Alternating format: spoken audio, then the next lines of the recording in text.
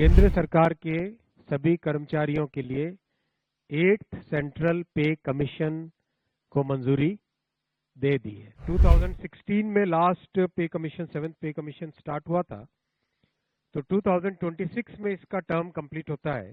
माननीय प्रधानमंत्री जी ने केंद्र सरकार के सभी कर्मचारियों के लिए 8th सेंट्रल पे कमीशन को मंजूरी दे दी है। 8th सेंट्रल पे कमीशन आप सब जानते हैं 1947 से अब तक 7 पे कमीशन हुए हैं और प्रधानमंत्री जी ने एक रेगुलर रिदम के साथ पे कमीशन बनाने का जो एक संकल्प लिया है, उसके हिसाब से 2016 में लास्ट पे कमीशन 7th पे कमीशन स्टार्ट हुआ था, तो 2026 में इसका टर्म कंप्लीट होता है। उससे वेल बिफोर 2025 में 8th पे कमीशन स्टैब्लिश करने से सफिशिएंट टाइम मिलेगा so that the recommendations can be received well before the completion of the period of 7th पे कमीशन।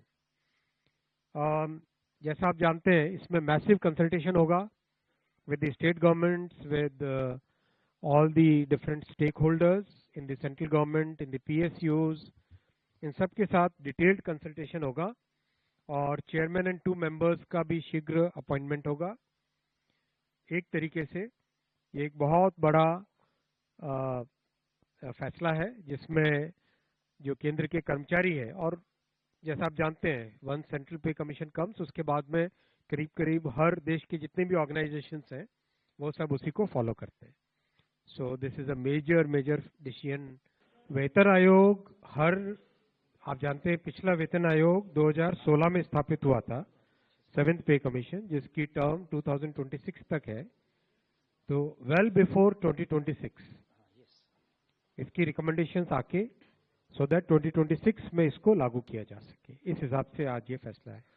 माननीय प्रधानमंत्री श्री नरेंद्र मोदी जी ने किस तरह से स्पेस सेक्टर को एक वाइब्रेंट सेक्टर की तरह स्थापित किया है और नए स्टार्टअप्स इसमें आ रहे हैं। करीब अब तक 200 से ज्यादा स्टार्टअप्स स्पेस सेक्टर में आ चुके हैं और एक नई एनर्जी के साथ, एक नई ऊर्जा के साथ, नए एंथुजियाज्म के साथ स्पेस सेक्टर में सभी लोग काम कर रहे हैं। तो आज कैबिनेट में माननीय प्रधानमंत्री जी ने 3,985 करोड़ रुपीस की कॉस्ट से 3rd लॉन्च पैड सैंक्शन किया है, जो कि देश के लिए स्पेस इंफ्रास्ट्रक्चर में बहुत एक इम्पॉर्टेंट माइलस्टोन साबित होगा। आप फर्स्ट और सेकंड लॉन्च पैड्स को अगर देखेंगे, उससे कई ज्यादा कैपेसिटी इसकी है। रॉकेट्स को किस तरह से प्लेस करना, 2 रॉकेट्स के बीच में गैप कितना होना चाहिए, ज्यादा थ्रस्ट जहां चाहिए, ज्यादा पावर चाहिए रॉकेट को, उसके हिसाब से उसकी डिजाइन होनी चाहिए।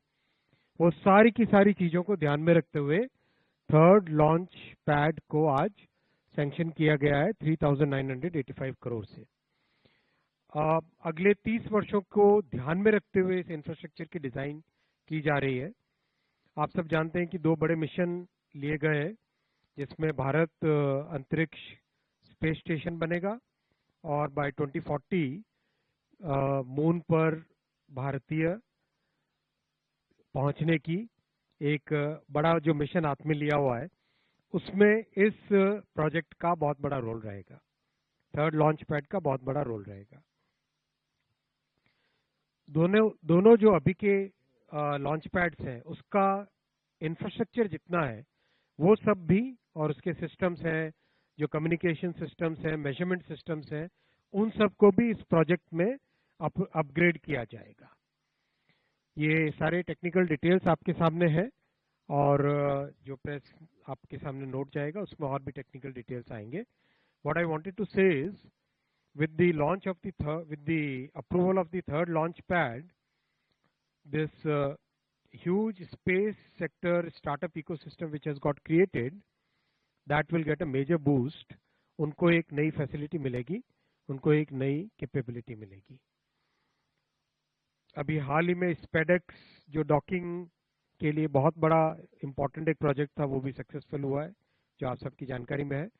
अगर आप ओवरऑल पिक्चर को देखें, इस पूरे ओवरऑल पिक्चर को देखें, डिफेंस हो, स्पेस हो, साइंस एंड टेक्नोलॉजी हो, इनोवेशन हो, नई टेक्नोलॉजीज डेवलप करनी हो, उस सब में लास्ट 10 इयर्स में प्रधानमंत्री श्री नरेंद्र मोदी जी ने इतना एम्फेसिस दिया है कि आज हमारे पास टेक्नोलॉजी को डेवलप करके, यूज करके, अपने खुद के यूज के लिए प्लस एक्सपोर्ट के लिए वो कैपेबिलिटीज देश में डेवलप हो रही है।